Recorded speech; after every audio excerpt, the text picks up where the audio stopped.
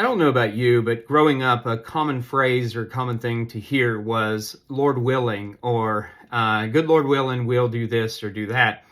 Believe it or not, though, this phrase actually has its basis in Scripture.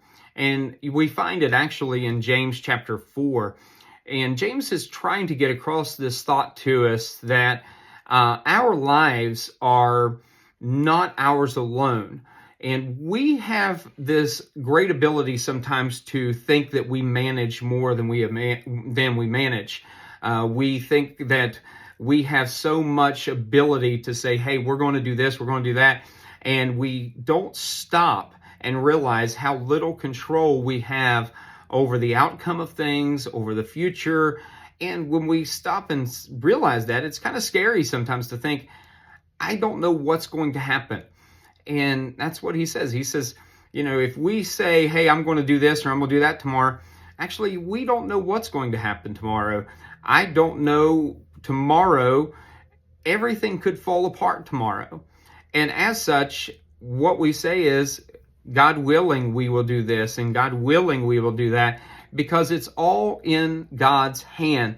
And that's why he reminds us that our life is but a vapor. It appears for a short time and then vanishes away.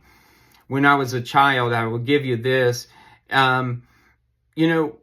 Everything was outside of my control. Where I went, how long I stayed there, being in school, everything was monitored and in someone else's care.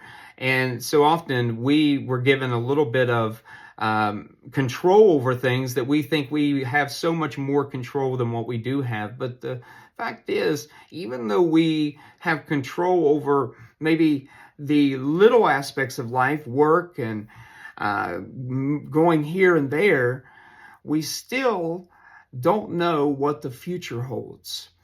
And for those things, we place it in God's care and trust him to manage the outcomes. And so we give him the glory for what is to come, whether good or maybe sometimes even things that may not work out what we think not for good, but God is working all things together for good. So that's your thought for today. Even though we're not in control, ultimately God has the final say and is control of our lives.